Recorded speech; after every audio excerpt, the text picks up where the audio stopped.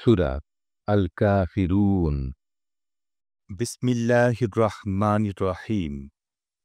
বলে দাও হে কাফেররা, আমি তাদের ইবাদত করি না যাদের ইবাদত তোমরা করো, আর না তোমরা তার ইবাদত করো যার ইবাদত আমি করি। আর না আমি তাদের ইবাদত করব যাদের ইবাদত তোমরা করে আসছো, আর না তোমরা তার ইবাদত করবে যার ইবাদত আমি করি। তোমাদের দিন তোমাদের জন্যে এবং আমার দিন আমার জন্যে। বিসমিল্লাহির রহমানির রহিম। In the name of Allah, the entirely merciful, the especially merciful. Say, O disbelievers, I do not worship what you worship, nor are you worshippers of what I worship, nor will I be a worshipper of what you worship, nor will you be worshippers of what I worship. For you is your religion, and for me is my religion. بسم الله الرحمن الرحيم قل يا أيها الكافرون لا أعبد ما تعبدون ولا أنتم عابدون ما أعبد ولا أنا عابد ما عبدتم ولا أنتم عابدون ما أعبد لكم دينكم ولي دين.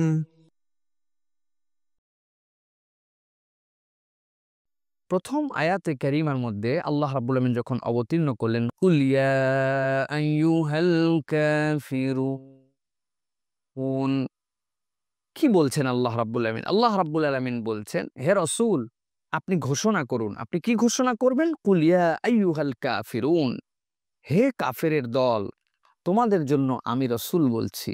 কাফেরের দল, এখানে একটা বড় একটা শিক্ষার বিষয় আছে যে এর আগে আল্লাহ রাব্বুল আমিন যে আয়াতে কারিমা অবতীর্ণ করেছেন রাসূলুল্লাহ সাল্লাল্লাহু আলাইহি ওয়াসাল্লামের প্রতি, যে সূরাগুলি এসেছে আমরা এর আগে দেখেছি যে লিইলাফি কুরাইশ আল্লাহ সম্বোধন করেছেন, ইয়া আইয়ুহান নাস আল্লাহ রাব্বুল আমিন সম্বোধন করেছেন।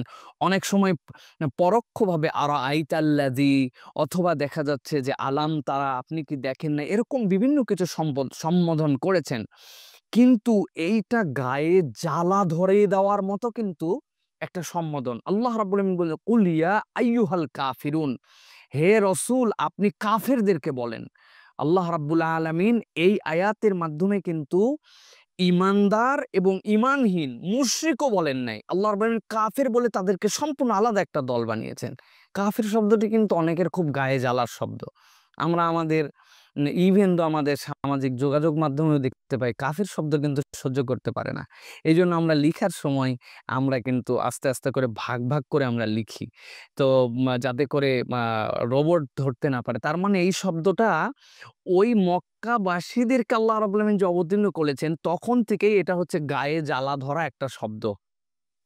কুল ইয়া আইয়ুহাল কাফিরুন, খুব সাংঘাতিক কথা আল্লাহ রাব্বুল আমিন বলছেন। আল্লাহ বলছেন আর কোনো কুরাইশ বলে অন্য কিছু না, যেহেতু তারা আপনার কাছে উপাস্যের মধ্যে ব্যালেন্স করার জন্য নিয়ে আসছে, অথচ এতদিন পর্যন্ত আপনি তাদেরকে অনেক শান্তশিষ্টভাবে বুঝিয়েছেন। এখন আপনি তাদের কাছে ডাইরেক্ট বলেন। এখন মুশরিক বলবেন না, এখন কুরাইশ বলবেন, নাস বলবেন না, সরাসরি তাদেরকে বলেন কুল ইয়া আইয়ুহাল কাফিরুন, হে কাফেরের দল। এটা আল্লাহ রাব্বুল আলামিনের সম্বোধন। আল্লাহ বলছেন কেন তাদেরকে আল্লাহ রাব্বুল আলামিন কাফের বললেন? কাফের বলার কারণ কি? এতদিন পর্যন্ত আল্লাহ রাব্বুল আলামিন এই সম্বোধন করলেন না, মক্কায় তাদেরকে এই সম্বোধন করলেন যখন তারা কিছুদিন এই আল্লাহ রাসূল সাল্লাল্লাহু আলাইহি ওয়াসাল্লাম তাদের উপাস্যের ইবাদত করবেন, আবার রাসূলের উপাস্যের ইবাদত তারাও কিছুদিন করবে, এই প্রস্তাব যখন নিয়ে আসলো আল্লাহ তখন বললেন কুল ইয়া আইয়ুহাল কাফিরুন। পরের আয়াতে আল্লাহ ব্যাখ্যা করছেন যে কেন তোমাদেরকে কাফের বলা হলো। আল্লাহ রাব্বুল আমিন বলছেন লা আ'বুদু মা তা'বুদুন, হে রাসূল আপনি তাদেরকে যে পরিষ্কার বলে দেন লা আ'বুদু, আমি ইবাদত করি না, আমি উপাস্য হিসেবে স্বীকৃতি দেই না, মা তা'বুদুন, যাদেরকে তোমরা উপাস্য হিসেবে স্বীকৃতি দিয়েছো আমি তাদের উপাসনা করি না। সুতরাং তোমাদের আর আমাদের এই দুইটার মধ্যে পুরা আলাদা। তোমাদের মাবুদ আর আমার মাবুদ আলাদা। প্রিয় ভাইরা, এখানে একটা জিনিস আমাদেরকে খুব ভালো করে খেয়াল করতে হবে। মক্কায় যারা কাফের ছিল, মক্কায় যারা মুশরিক ছিল, তারা কিন্তু আল্লাহ রাব্বুল আলামিনকে রব হিসাবে মানত। আল্লাহ রাব্বুল আলামিন যে তাদের রব, এটি কিন্তু স্বীকার করত।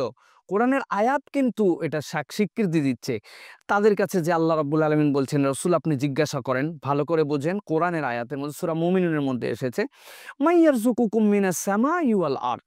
ওই কাফির মুশরিকদেরকে যে যদি আপনি জিজ্ঞাসা করেন আসমান থেকে আর এই জমিন থেকে তোমাদের জন্য রিজিক দেয় কে? সায়াকুলুন আল্লাহ। তারা বলবে অবশ্যই আল্লাহ আমাদেরকে রিজিক দেন। আল্লাহ রাসূল সাল্লাল্লাহু আলাইহি সাল্লামকে আবার বলছেন, যে জিজ্ঞাসা করেন তো আম্মা ইয়ামলিকুস সামআ ওয়াল আবসার, এই যে চোখ দিয়ে যে তোমরা দেখো, কান দিয়ে যে শোনো, এইগুলা কে দেয়? এইগুলা তোমাদের দেনেওয়ালা কে? তারা রব হিসাবে আল্লাহ যে এইগুলা দেন তারা মানতো। তারা বলতো বলো কি এটা আল্লাহ দেয়? অবশ্যই হচ্ছে সায়াকুলুন আল্লাহ। অবশ্যই অবশ্যই আমাদের এই চোখের দৃষ্টি দেওয়া, খাদ্য দেওয়া, এগুলার মালিক হচ্ছেন আল্লাহ। কিন্তু আল্লাহ রাব্বুল আমিন বলছেন এখানে যে তারা এইটা করত রবকে স্বীকার করে, কিন্তু মাবুদ একমাত্র উপাস্য হিসাবে যে আল্লাহই সকল কিছুর পাওয়ার, এই ক্ষেত্রে তারা মানত না। এই জন্য তারা কম্প্রোমাইজের একটা প্রস্তাব নিয়ে এসেছে। আপনি বলে দেন তোমাদেরকে কুফফার বলে সম্বোধনের কারণ হচ্ছে লা আ'বুদু মা তা'বুদুন, তোমরা যার ইবাদত করো, তোমরা যাদেরকে উপাস্য হিসেবে মানো, আমি তাকে উপাস্য হিসেবে স্বীকারই করি নাই। চুক্তিতে আসার কোথার থেকে ভিত্তি আসতে পারে? প্রিয় ভাইয়েরা, আল্লাহ রাব্বুল আমিন এরপরে দ্বিতীয় আয়াতে বলছেন ওয়ালা আনতুম আবিদুনা মা আবুদ।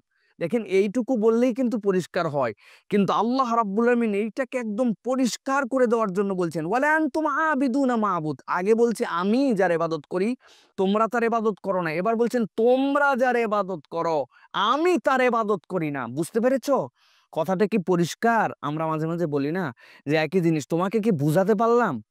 এই যে একই কথা ২ বার ৩ বার করে বলছি, আল্লাহ রাব্বুল আলামিন ঠিক একরকম করে বলছেন তোমরাও দাসত্ব করো যার, আমি তার দাসত্ব করি না। কিভাবে চুক্তিতে আসবো? এই চুক্তি তো কখনোই হতে পারে না। প্রিয় ভাইয়েরা, আল্লাহ রাব্বুল এরপরে আবার বলছেন ওয়ালা আনা আবিদুম মা আবাদতুম। আরে তোমরা কি ভাবছো আমার কাছে চুক্তি করতে আসছো? এই এই তোমরা যে উপাস্যের ইবাদত করো, তাহলে তো আমি রসুল হিসেবে আসার কারণ কি? আল্লাহ রসুলকে আল্লাহ বলতে বলছেন, আবার বলেন ওয়ালা আনা আবিদুম মা আবাদতুম, আমি তার ইবাদত করি না তোমরা যার ইবাদত করো। বুখারীর মধ্যে এসেছে যে এই যে ছোট্ট সূরার মধ্যে এই কথাটি কেন কয়েকবার বারবার আসছে, সেখানে একটা ব্যাখ্যার কথা তারা বলেছেন। এই যে মা আবুদ, আমি ইবাদত করি না তাদের, তোমরা যারা ইবাদত করো, এটা হচ্ছে মুদারে। মুদারের মধ্যে দুটো জিনিস আছে, একটা হচ্ছে বর্তমান আর একটা হচ্ছে ভবিষ্যৎ। এই দুই কাল একসাথে থাকে। আরবিতে যে সকল বাক্য গঠন প্রক্রিয়া আছে এই প্রক্রিয়াগুলোর মধ্যে একটা হচ্ছে মাদি। মাদি মানে অতীতকালের জন্য। আবাদা এটা হচ্ছে অতীতকাল, আর ইয়াবুদু এটা হচ্ছে বর্তমান ভবিষ্যৎকাল। তো এখানে এটা হচ্ছে ওয়াহিদ মুতাকাল্লিমে ব্যবহার করেছেন আল্লাহ রাব্বুল আলামিন। দুইবার আল্লাহ রাব্বুল আলামিন যে বললেন তাদেরকে বলতে বলো লা আবুদু মা তা'বুদুন ওয়ালা আনতুম আবিদুনা মা আবুদ।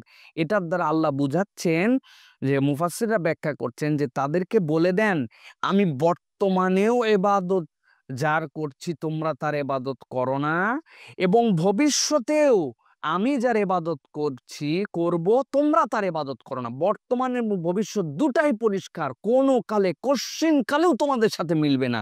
যে আচ্ছা এখন একটা ব্যাখ্যা দাঁড়িয়েছে, আমরা একটু ভাবনা চিন্তার মধ্যে আছি, এরপরে আমরা সমন্বয় করব। আমাদের বাজেট পেশ করা হয়, এরপরে বাজেটের যখন সকলে সমালোচনা করে সম্পূরক করা হয় কিছু সমালোচনার মাধ্যমে, এরপরে একটা মোটামুটি একটা থিওরি দাঁড়াবে। আল্লাহ বলছেন অসম্ভব। আর তাদেরকে বলে দেন ওয়ালা আনা আবিদুম মা আবাদতুম, তোমরা যার ইবাদত করো আমি তার ইবাদত করি না, আমি যার ইবাদত করি তোমরা তার ইবাদত করো না, তোমরা যাদের ইবাদত করো তাদেরকে উপাস্য হিসাবে আমি মানি না। কেন এত ফোর্স দিয়ে কথা বলছি, কেন এভাবে বুঝানোর জন্য বলছি জানেন?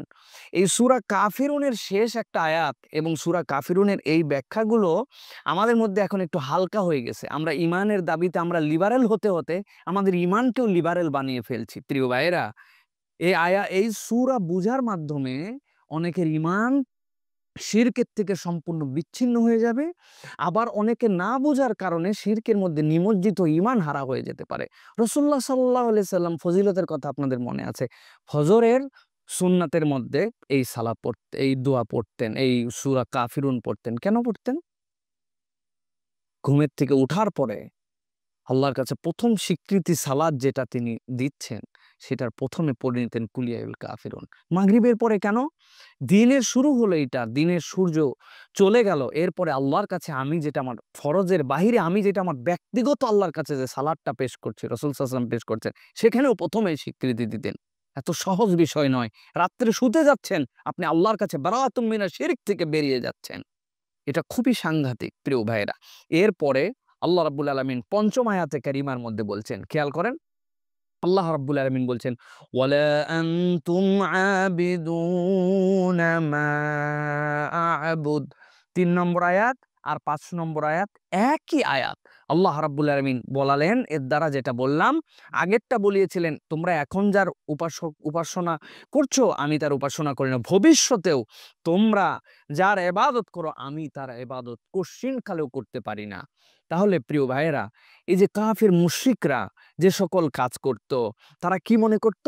আল্লাহ রাব্বুল আলামিন তাদের জন্য রব, সাথে সাথে লাত, উজ্জা, মানাত, হবল এইগুলাও কিছু দিতে পারে। আপনি আমাদের নবীজির জীবন, নবীজির চাচা এবং পিতাদের নাম থেকে দেখেন, তারা নবীজির পিতার নাম কি? আব্দুল্লাহ, আল্লাহর বান্দা। আর আরেক চাচার নাম কি? আব্দুল উজ্জা, উজ্জার বান্দা। তার মানে আল্লাহকেও মানছি, উজ্জাকেও মানছি। আল্লাহ রাব্বুল আলামিন এর দ্বারা মূলত শিখাচ্ছেন, ওয়ালা আনতুম আবিদুনা মা আবুদ, ভবিষ্যৎ পর্যন্ত তোমরা ঈমান আনার পরে এমন কোনো কাজ করতে পারো না কাফের মুশরিকরা যে সকল কাজ করে। অথচ আমরা কিন্তু আমাদের ঈমানের মধ্যে এখন এরকম অনেক কিছু ঢুকিয়ে ফেলেছি। আমাদের বিশ্বাসের মধ্যে আসছে আল্লাহ রাব্বুল আলামিন তো আসেনি, তিনি সবই করতে পারেন, কিন্তু অমুক জায়গায় গেলে, তমুক বাবার কাছে গেলে, তমুক দরগায় গেলে, তমুক কবরের কাছে গেলে উনি একজন বড় আবেদ ব্যক্তি ছিলেন, সুতরাং উনি কিছুই করেন না। উনার কাছে বললে উনি আল্লাহকে একটু বলে দেন, আল্লাহই দেয়, কিন্তু উনার মাধ্যম দিয়ে দেয়। এই বিশ্বাসের নাম হচ্ছে ওয়ালা আনতুম আবিদুনা মা আবুদ। তোমরা যাদেরকে উপাস্য মানো আমরা উপাস্য তাদেরকে মানি না। প্রিয় ভাইয়েরা, কাফের মুশরিকদের কাছে যে রাসূলুল্লাহ সাল্লাল্লাহু আলাইহি সাল্লাম জিজ্ঞাসাও করেছিলেন যে তোমরা তাহলে লাত, উজ্জা, মানাতের কাছে কেন যাও? তারা কি বলেছে? তারা বলছে যে আমরা তাদের কাছে এই জন্য যাই, লিয়াতাকাররাবুনা ইলাল্লাহি যুলফা, ওদের তো করার ক্ষমতা নাই কিছু, কেবলমাত্র আল্লাহর একটু নিকটে আমাদেরকে নিয়ে চলে যায়, এই জন্য আমরা তাদের কাছে যাই। নাউজুবিল্লাহি মিন যালিক। আল্লাহ এখানে বুঝাচ্ছেন যে খবরদার, এই ধরনের ঈমানের কারণে রাসূলুল্লাহ সাল্লাল্লাহু আলাইহি ওয়াসাল্লাম তাদের সাথে সম্পর্ক ছেদ করে দিয়েছেন, তাদেরকে বলে দিয়েছেন তাদের সাথে তার রাসূলুল্লাহ সাল্লাল্লাহু আলাইহি ওয়াসাল্লামের কোনো সম্পর্ক নেই।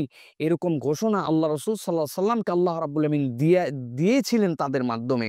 সুতরাং আমাদেরকেও ঈমানকে মজবুতের সাথে থাকার জন্য এই সূরার কনসেপ্টটা আমাদেরকে বুঝে নিতে হবে। ইবনে কাসির একটি কঠিন কথা বলেছেন। ইবনে কাসির বলছেন, এখানে আল্লাহ রাব্বুল আমিন যে আয়াতে কারিমার মধ্যে বললেন ওয়ালা আনতুম আবিদুনা মা আবুদ, এটা মূলত আমাদের কালিমাতুত তাইয়্যিবা যেটা আমরা বলি, বা আমরা যেটা আমাদের স্বীকৃতিতে লা ইলাহা ইল্লাল্লাহ বলি, উনি বলছেন এই আয়াতটা সেম লা ইলাহা ইল্লাল্লাহ তরজে আসছে। কেননা লা ইলাহা আপনাকে আগে বলতে হবে কোনো ইলাহ নাই। রব হিসাবে তো তারাও আল্লাহকে মানছে, কিন্তু ইলাহ হিসাবে সবসময় তারা মানে নাই। ইলাহ মানে কি?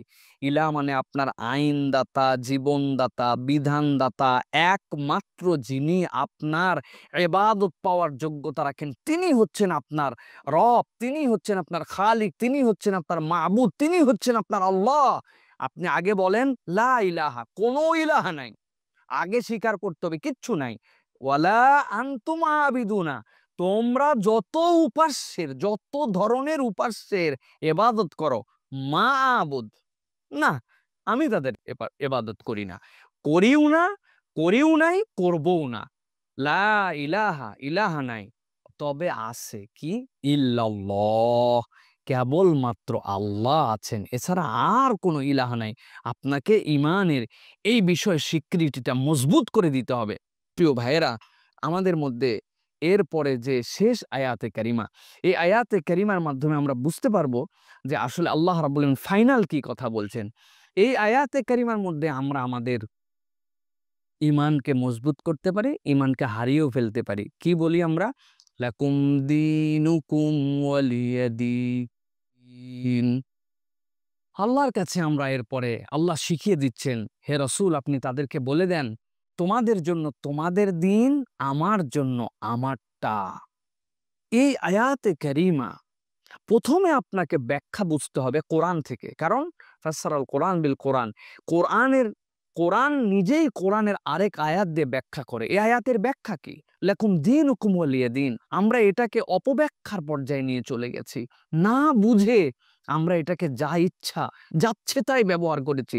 কোরআনের এই পৃথিবীতে যতগুলো অপব্যাখ্যা করার আয়াত আছে তার মধ্যে এটা একটা ভুল বোঝা আয়াত। এটার দ্বারা আমাদের ইমানকে মজবুত করতে হবে। আমি অনুরোধ করব আপনাদের কাছে, যারা শুনছেন, মেহেরবানি করে একটু মন দিয়ে এটা বুঝে নেন। এটা আপনার পরিবারের কাছে গল্প করবেন, আপনার বন্ধুর কাছে জানিয়ে রাখবেন, আপনি ইমানদার ভাই ব্রাদারের কাছে আপনি বলে রাখবেন যে এটার ব্যাখ্যা এরকম, এটার ব্যাখ্যা এরকম নয়। প্রথমে কোরআন কি ব্যাখ্যা করছে? কোরআন বলছে ওয়া ইন কাযাবুকা ফাকুল লিআমালি ওয়া লাকুম আমালুকুম। যদি তারা মাবুদ হিসাবে আল্লাহকে অস্বীকার করে, তারা যে প্রস্তাব দিচ্ছে কিছুদিন আল্লাহর ইবাদত করব, আবার আমাদের যে মাবুদ আমরা যাদেরকে মানি তারও ইবাদত করবেন, আপনি বলেন ওয়াইন কাযাবুকা ফাকুল লিআমালি ওয়া লাকুম আমালুকুম। প্রথম হার্ড লাইনের কথা আমি যা বললাম, একমাত্র আল্লাহকে লা ইলাহা ইল্লাল্লাহ হিসেবে গ্রহণ করতে হবে। যদি না করো তাহলে বুঝে নাও তোমাদের আমল তোমাদের আর আমার আমলটা আমার। এর দ্বারা কি বোঝা যায়? সব ঠিক, মানে তোমাদেরটাও ঠিক আমাদেরটাও ঠিক? কোশ্চিন কালেও নয়। আল্লাহ রাব্বুল আমিন পরিষ্কার করে বলে দিয়েছেন লানা আমালুনা ওয়া লাকুম আমালুকুম। তোমাদের আমাদের আমল আমাদের জন্য, তোমাদের আমল তোমাদের। আর একটা জিনিস মনে রাখতে হবে, এখানে আল্লাহ রাব্বুল আলামিন যে দিন বলেছেন, এই দিনটার দুই ধরনের অর্থ মুফাসসিরিনে কেরাম ব্যাখ্যা করেছেন। একটা দিন যদি এটা ধর্ম হয়, তাহলে আল্লাহ রাব্বুল আলামিন যে আয়াতে কারিমার মধ্যে বললেন তোমাদের দিন তোমাদের আর আমারটা আমার জন্য, এই আয়াতে কারিমার ব্যাখ্যায় তো কোরআন এটাও বলছে ইন্নাদ দীনা ইনদাল্লাহিল ইসলাম। তাহলে আপনি এই ব্যাখ্যা যখন করবেন তখন আপনাকে এই দিনের সাথে এই ব্যাখ্যাও করতে হবে যে তোমাদের একটা দিন আছে যেটা পালন করছো, কিন্তু কখনোই সেটা সঠিক দিন নয়, আল্লাহর কাছে গ্রহণযোগ্য। আপনি কোরআন থেকে যদি প্রমাণ দেন, তাহলে কোরআনে আল্লাহর অপর কথা আপনি কেন মানবেন না? আল্লাহ কোরআনে অপর জায়গায় বলেন ইন্নাদ দীনা ইনদাল্লাহিল ইসলাম, গ্রহণযোগ্য দিন একমাত্র ইসলাম আল্লাহর কাছে। আল ইয়াউমা আকমালতু লাকুম দীনাকুম ওয়া আতমামতু আলাইকুম নি'মাতি। আল্লাহ রাব্বুল আলামিন বলেছেন তোমাদের জন্য আমি এই দিনকে পূর্ণ করে দিলাম, তোমাদের জন্য নিয়ামতকে পূর্ণ করলাম। বলুন তো, সাইয়েদিনা আদম আলাইহিস সালাম থেকে আমাদের রসুল আরবি সাল্লাল্লাহু আলাইহি ওয়াসাল্লাম পর্যন্ত যত নবী রাসূল আসছেন, সকলের প্রচারিত ধর্মের নাম কি ছিল? ইসলাম। প্রত্যেকে ইসলাম নিয়ে আসছেন। আমার রসুলের মাধ্যমে আশ্চর্যজনক আল্লাহ রাব্বুল আলামিন রাসূল সাল্লাল্লাহু আলাইহি ওয়াসাল্লামকে নিয়ামত দিয়ে 23 বছরে পূর্ণাঙ্গ করেছেন, কিন্তু সকলেই ইসলাম নিয়ে এসেছেন, সকলেই লা ইলাহা ইল্লাল্লাহর কনসেপ্ট নিয়ে এসেছেন। সুতরাং আল্লাহ রাব্বুল আলামিন বুঝাচ্ছেন লাকুম দীনুকুম ওয়ালিয়া দিন। তোমরা এই কথা বলো না যে যার যার ধর্ম তার তার আর উৎসব আমাদের সবার। নাউযুবিল্লাহি মিন যালিক। কখনোই আয়াতের অপব্যাখ্যা এটা নয়, এটা কখনোই ব্যাখ্যা আমরা করতে পারি না। আল্লাহ রাব্বুল আলামিন এই জন্য বলছেন এটার দ্বারা তোমরা ঈমান বুঝো, ইসলাম বুঝো। আরেক দল মুফাসসির ব্যাখ্যা করছেন যে এই দিনের মানে কি? এই দিন মানে মালিক ইয়াউমিদ্দিন। ওই দিনের মানে কি? পরকাল দিবসের যিনি মালিক, যিনি বিচার দিবসের রিওয়ার্ড, যেই দিন প্রতিফল দেওয়া হবে, চূড়ান্ত প্রতিফল যেদিন দেওয়া হবে, সেই দিবসের মালিক, সেই দিন হচ্ছে প্রতিফল দিবস। তাহলে লাকুম দীনুকুম ওয়ালিয়া দিন, চূড়ান্ত প্রতিফলের দিবসে তোমরা তোমাদের প্রতিফল পাবে, আমরা আমার প্রতিফল পাবো। ওই দিন সত্য মিথ্যা নিরূপণ হবে, এটাও একটা অর্থ। এটা আপনি তখন কি বুঝাবেন? আমরা এটার দ্বারা বুঝাচ্ছি যে হ্যাঁ আল্লাহ বলে দিয়েছেন, হ্যাঁ সকল ধর্ম ঠিক আছে, যে যারটা পালন করো, ধর্ম পালন করলে হলো। নাউযুবিল্লাহি মিন যালিক। প্রিয় ভাইরা, মনে রাখতে হবে ইসলাম উদার একটা ধর্ম। ইসলাম কখনো জবরদস্তি করতে বলে নাই। ইসলাম তার দাওয়াতের কোনো জায়গাতে কোনো মানুষকে বাই ফোর্স কালেমা গ্রহণ করতে বলে না, এটা হারাম, নিষিদ্ধ। দাওয়াত দিবেন, বুঝাবেন, আদর করবেন, লাখবার বলবেন, কোটিবার তাকে বলবেন, কিন্তু আপনি তারে ফোর্স করায়া তলোয়ার গলায় চেপে ধরে বন্দুক বুকের মধ্যে ধরে ধরে আপনি বলবেন তো আমার ধর্ম গ্রহণ করা লাগবে। নাউজুবিল্লাহি মিন জালিক। ইসলাম এরকম কোনো পদ্ধতি আমাদেরকে দেয় নাই। ইসলাম উদার, জবরদস্তি করতে বলে না, কিন্তু তার মানে এইটাও নয় যে জগা খিচুড়ি এক ধর্ম আপনি পালন করবেন। ইসলাম এটা বলে নাই। লাকুম দিনুকুম ওয়ালিয়া দিনের মানে এটা নয়। তাহলে আমরা কি বলবো এটার অর্থ? তোমাদের দিন তোমাদের আর আমাদের দিন আমাদের জন্য। লানা আমালুনা ওয়ালাকুম আমালুকুম। তোমরা যে কৃতকর্ম করছো এর প্রতিফল আল্লাহর কাছে তোমরা পাবে, আমরা আমাদেরটা পাবো। আর দিনের অর্থ যদি ওই রিওয়ার্ডের চূড়ান্ত দিবস হয় তখন কি অর্থ হবে? প্রতিফল দিবসে তোমরা তোমাদের অপকর্মের ফল পাবে, আমরা আমাদেরটা পাবো। প্রিয় ভাইরা, মনে রাখতে হবে একটা বিষয়, আল্লাহ রাব্বুল আমিন এই যে ধারাবাহিকভাবে ছোট্ট একটা সূরার মধ্যে ৩ নম্বর আয়াত ৫ নম্বর আয়াত কাছাকাছি করে আল্লাহ রাব্বুল আমিন বলে আমাদেরকে ঈমান বিশুদ্ধ করাচ্ছেন। বান্দারা ঈমান বুঝে নাও, প্রত্যেকেই তার নিজ নিজ ধর্ম পালন করার স্বাধীনতা ইসলামে পাবে।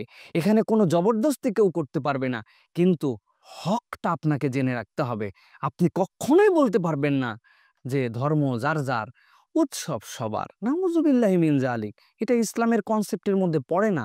আপনি নিজের মনের কাছে বিবেচনায় দেন, আপনি এটা নিতে পারবেন না। প্রিয় ভাইয়েরা, এটা কোনোভাবে এটা মেনে নেওয়া সম্ভব হবে না। ইসলাম আমাদেরকে এই শিক্ষা দেয় নাই। তাদের ধর্ম তারা পালন করবে, সেখানে মুসলমানরা তাদেরকে বাধা দেওয়া অথবা তাদেরকে অন্যরকম কোনো কষ্ট দেওয়া এটা করবে না। কিন্তু মুসলমান কখনো অন্যের ধর্মের মধ্যে শরিক হতে যাবে না। আল্লাহ রাব্বুল আমিন বলছেন যদি এরকম কেউ করে তাহলে তাদের কাছে দ্ব্যর্থহীন কণ্ঠে ঘোষণা দিয়ে দেন, লা আ'বুদু মা তা'বুদুন। তোমরা যারা ইবাদত করছো আমরা তার ইবাদত করি না। এই মিক্সচার যদি তুমি করে ফেলো তাহলে তুমি কখনো মুমিন হতে পারবে না। সুতরাং আশা করি আমাদের এই যে সূরাটি আজকে যেটা আমরা শেখার চেষ্টা করছি এবং বোঝার চেষ্টা করছি, এই সূরাটার মধ্যে আমাদের জন্য এক ব্যাপক শিক্ষা আমাদের জন্য রয়েছে। সংক্ষিপ্ত সময়ে এই সূরাটি আমাদের জন্য যতটুকু বলা হলো, আমরা আশা করি আপনারা এই বিষয়গুলি সতর্কতার সাথে স্মরণে রেখে সামনের দিকে এগিয়ে যাবেন।